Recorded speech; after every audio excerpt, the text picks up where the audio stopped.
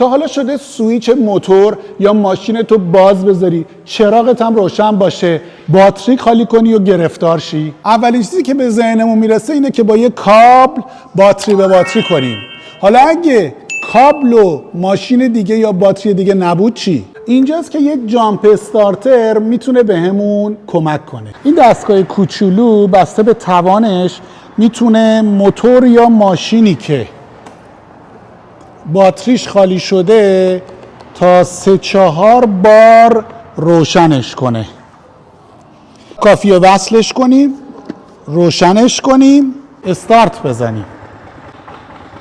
به جای پاور بانک هم میتونید ازش استفاده کنید. تجهیزات زیادی میتونن از برق این جامپ استارتر استفاده کنن، مثل این پمپ باد.